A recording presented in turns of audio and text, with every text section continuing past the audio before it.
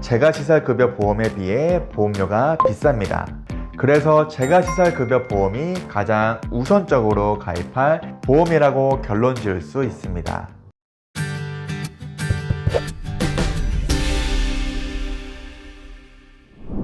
안녕하세요. 우리보험 김지한입니다. 요즘 들어 노후의 간병비, 요양비 걱정에 보험 문의가 많으신데요. 현재 판매되고 있는 간병보험, 요양보험의 종류가 굉장히 다양해서 어떤 것을 선택해야 할지 고민되고 어려우실 것 같습니다. 그래서 다양한 보험 중 가장 유리한 보험은 무엇일까 분석한 내용을 이번 영상에서 전달해 드리고자 합니다. 결론부터 말씀드리면 가장 추천드리는 보험은 재가시설급여보험이고 두 번째는 간병인 사용보험입니다. 이 두 보험을 추천드리는 이유를 자세한 분석 내용을 통해 살펴보도록 하겠습니다. 간병보험과 요양보험은 이미 다양하게 있어 왔습니다. 이 다양한 상품을 구분하자면 다음과 같이 치매진단비보험, 간병진단비보험, 간병인 지원보험, 간병인 사용보험, 재가시설급여보험 이렇게 5가지로 구분할 수 있습니다. 첫째, 치매진단비보험은 치매를 진단받으면 진단비나 월 생활저금을 보장하는 보험입니다. 둘째, 간병진단비보험은 노인장기요양보험의 장기요양 등급을 받으면 진단비나 월 생활자금을 보장하는 보험입니다. 세 번째로, 간병인 지원보험은 병원에 입원하여 간병인이 필요할 때 보험회사에서 직접 간병인을 보내주는 보험입니다. 네 번째로, 간병인 사용보험은 간병인 지원보험과 비슷하지만 간병인을 보내주는 대신 간병인을 사용하면 정해진 금액을 보장하는 보험입니다. 마지막으로 재가시설급여보험은 노인장기요양보험의 장기요양 등급을 받고 재가급여나 시설급여를 이용하면 보장하는 보험입니다. 이 다양한 상품들을 더 자세히 이해하고 비교하기 위해서는 우리가 할머니, 할아버지가 되어 요양간병이 필요할 때 있게 될 3가지 장소를 이해할 필요가 있습니다. 첫 번째 장소로 집에서 거주하면서 요양간병기간을 보내는 경우가 있습니다. 집에서 거주하면서 노인유치원인 주야간보호센터를 이용할 수도 있죠. 두 번째로, 요양원 같은 요양시설에 입소하는 경우가 있습니다. 세 번째로, 의사의 치료가 필요할 때 병원과 요양병원에 입원하는 경우가 있을 수 있습니다.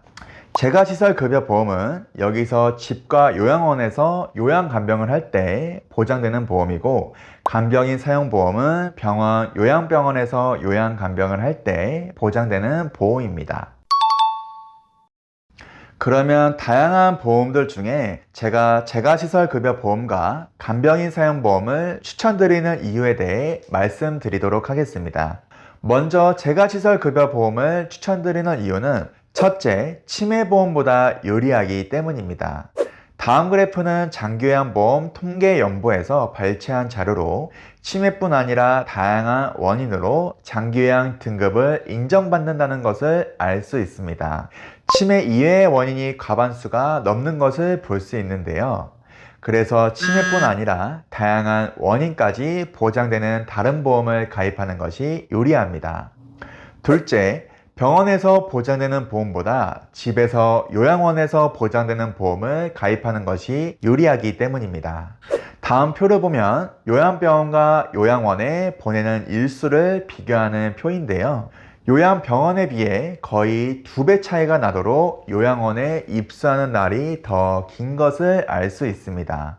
간병 시기에 집이나 요양원에서 대부분 여생을 보내다가 임종 마지막에 병원에 입원하기 때문에 그렇지 않나 생각됩니다. 그래서 병원에서 간병인을 썼을 때 보장되는 간병인 보험보다 집이나 요양원에서 요양을 할 때 보장되는 재가시설급여 간병진단비 보험이 더 우선시돼야 된다고 볼 수 있습니다. 셋째, 간병진단비 보험은 마땅한 보험이 현재 없기 때문입니다. 첫째와 둘째의 이유로 남는 보험은 간병진단비 보험과 재가시설급여 보험입니다. 사실 간병진단비 보험은 장소 구분 없이 장기요양 등급만 받으면 보장받을 수 있기 때문에 집과 요양원만 보장되는 재가시설 급여 보험보다 더 효율적인 보험이라 생각할 수 있습니다. 하지만 현재는 경증 등급일 때 보장 금액이 작고 재가시설 급여 보험에 비해 보험료가 비쌉니다. 그래서 재가시설 급여 보험이 가장 우선적으로 가입할 보험이라고 결론 지을 수 있습니다. 하지만 재가시설 급여 보험만 가입한다면 병원에서의 간병 기간은 보장받을 수 없기 때문에 병원에 입원하는 기간의 간병비가 걱정되는 분들이 계실 수 있을 것 같은데요. 그런 분들에게 재가시설 급여 보험과 함께 간병인 사용보험을 추천드립니다. 나머지 보험들 중에 앞선 이유와 마찬가지로 치매 진단비 보험은 치매만 보장되니까 제외하고, 간병 진단비 보험은 경증 등급일 때 보장 금액이 적기 때문에 제외하면 간병인 지원보험과 간병인 사용보험이 남게 됩니다. 이 둘을 비교하자면 간병인 지원보험은 간병인을 직접 보내주기 때문에 간병인의 임금 상승에 영향이 없다는 장점이 있지만, 현재 보험료가 오르는 갱신형으로밖에 가입할 수 없다는 단점이 있습니다. 반면 간병인 사용보험은 임금 상승으로 간병인 비용이 비싸지더라도 고정된 금액으로만 보장받기 때문에 보장 금액이 부족해질 수 있는 단점이 있지만, 보험료가 오르지 않는 비갱신형으로 가입할 수 있는 장점이 있습니다. 여기서 간병인 사용보험의 단점을 체증형 간병인 사용보험이 보완해 줄 수가 있는데요. 이 체증형 간병인 사용보험이란 간병인 사용보험 중에 보장금액이 가입 후 시간이 지나면서 점점 증액되는 보험을 말합니다. 또한 비갱신형으로 가입할 수 있기 때문에 이 체증형 간병인 사용보험을 추천드립니다. 정리하자면 첫 번째로 재가시설 급여 보험을, 그리고 병원과 요양병원까지 보장받기 위해서 두 번째로 체증형 간병인 사용보험까지 함께 준비한다면 간병비, 요양비 걱정을 덜어내는데 아주 좋은 플랜이라고 생각합니다. 본 광고는 손해보험 광고 심의 기준을 준수하였으며 유효기간은 심의일로부터 1년입니다. 그러면 가입 예시를 보면서 재가시설 급여 보험에 대해 중요한 부분만 요약해서 설명드리겠습니다. 보장 내용을 보시면 노인장기요양보험의 장기요양 등급 1, 2등급과 1호 등급으로 구분되어 특약이 구성되어 있는 것을 확인할 수 있고, 재가급여와 시설급여로 구분되어 있는 것을 확인할 수 있습니다. 이해를 돕기 위해서 먼저 노인장기요양보험을 간단하게 설명드리겠습니다. 노인장기요양보험은 65세 이상 어르신 또는 65세 미만 노인성 질환을 가진 자 중 6개월 이상 혼자서 일상생활이 어려운 사람에게 혜택을 주는 대한민국의 사회보험 제도입니다. 장기요양보험을 이용하기 위해서는 다음과 같이 방문조사, 등급 판정, 급여 제공의 절차가 필요한데요. 방문조사는 공단에 신청을 하면 공단 직원이 방문하여 다음과 같이 신체기능, 인지기능 등 여러가지 항목을 조사하여 점수를 부여하는 것을 말합니다. 이를 바탕으로 등급 판정을 받게 되는데요. 1에서 5등급 그리고 인지지원 등급까지 등급을 판정받게 됩니다. 1, 2등급은 중증이라고 볼 수 있으며 정적으로 또는 상당 부분 다른 사람의 도움이 필요한 상태를 말합니다. 3, 5등급은 경증이라고 볼 수 있고, 인지지원 등급은 인정 점수가 낮더라도 치매 환자라면 받는 등급을 말합니다. 등급 판정을 받았다면 국가에서 다양한 혜택을 제공하게 되는데요. 크게 재가급여, 시설급여, 특별현금급여로 구분할 수 있습니다. 재가급여는 집에서 지내면서 혜택을 받는 것을 말하는데요. 방문요양, 방문목욕, 방문간호는 요양보호사가 집에 방문하여 요양과 목욕을 도와주는 것을 말하고, 쥐야간보호는 쉽게 노인 유치원으로 집에서 지내면서 주간 야간의 일정 시간을 쥐야간보호센터에 보내는 것을 말합니다. 두 번째, 시설급여는 요양원이나 노인요양 공동생활가정에서 입소하여 혜택을 받는 것을 말합니다. 마지막으로 특별현금급여는 사정상 재가급여나 시설급여를 이용하지 못할 때 가족 요양비 명목으로 현금을 지급하는 것을 말합니다. 이렇게 다양하게 나라에서 급여 혜택을 주고 있는데요. 하지만 혜택을 준다 해도 일정 부분 자기부담금이 발생하게 됩니다. 재가시설급여보험은 재가급여와 시설급여를 이용했을 때 보장받을 수 있는 보험이기 때문에 좋은 대비책이라 생각됩니다.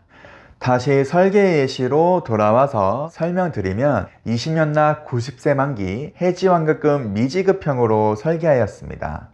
재가급여 1, 2등급과 시설급여 1, 2등급 특약은 1, 2등급을 판정받고 재가급여, 시설급여를 이용했을 때 매달 40만원씩 보장받고 보장기간 90세 내에 등급 판정을 받으면 만기와 상관없이 죽을 때까지 종신 보장받을 수 있습니다.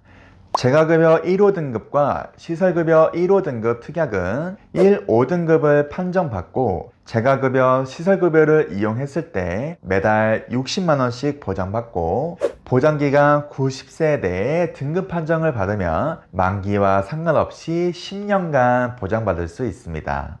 그래서 매달 1, 2등급인 중증 등급 판정 시 40 플러스 60, 100만원씩 보장받고 3, 5등급인 경증 등급 판정 시 매달 60만원씩 보장받을 수 있습니다.